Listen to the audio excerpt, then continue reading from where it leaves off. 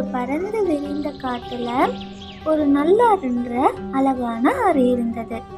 இந்த ஆத்தோரத்துல மண்டொன்ற முதலையும் அவனது நண்பனான புல்லென்ற நரியும் வாழ்ந்து வந்தது.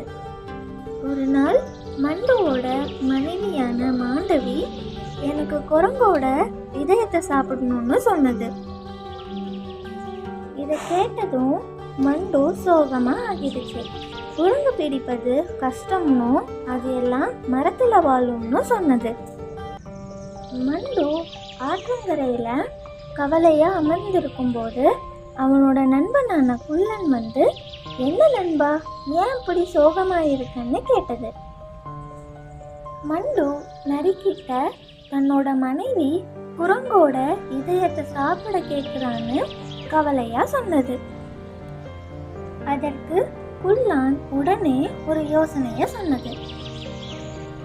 நரி சொன்ன மாதிரி மண்டு நிறைய பழங்களை வைத்து குரங்கு கவர்ற மாதிரி ஆற்றங்கரையில வைத்தது.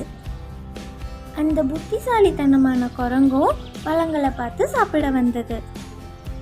மண்டு பிறகு குரங்குக்கு பழங்களை கொடுத்து 2 பேரும் ஃப்ரெண்ட்ஸ் ஆகிட்டாங்க.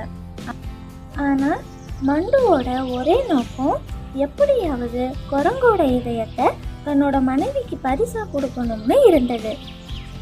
ஒரு நாள் மண்டு தன்னோட நண்பனான குரங்கு கூட்டிட்டு பழங்களை பறிக்க ஆட்டுக்கு அந்த பக்கம் இருக்கிற கரைக்கு கூட்டிட்டு போனது. அப்படி போகும்போது பாதியில மண்டு குரங்கு கிட்ட, நம்ம பழங்களை ஒன்றும் பறிக்க போல அப்படின்னு சிரிச்சுக்கிட்டே சொன்னது.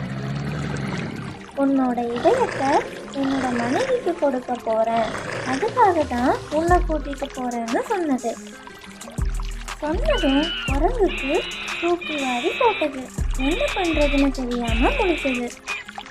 ஆனா குரங்கு பயப்படாம முதலை கிட்ட, மண்டு, என்னோட இதயம் என்கிட்ட இல்லை, இப்போ நான் என் வீட்டுக்கு பக்கத்துல உள்ள மரத்துல கலட்டி வச்சிருக்கேன் அப்படின்னு போய் சொன்னது.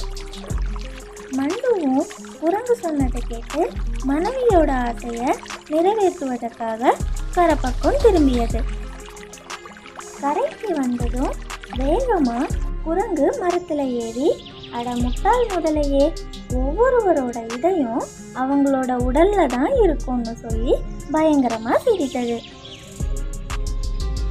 மண்டு ஏமாந்து போய் ஆத்துக்குள்ள போனது. ஆபத்தான சூழ்நிலையில் குரங்கு தனது புத்திசாலித்தனத்தை பயன்படுத்தி தப்பித்தது. இந்த கதையிலிருந்து நம்ம என்ன கற்றுக்கிட்டோம்னா, நமக்கு தெரியாதவங்களை எப்பவும் நம்ப கூடாது. ஓகே குட்டீஸ், உங்களுக்கு இந்த கதை பிடிச்சிருந்தா லைக் பண்ணுங்க, ஷேர் பண்ணுங்க, மறக்காம சப்ஸ்கிரைப் பண்ணிக்கோங்க.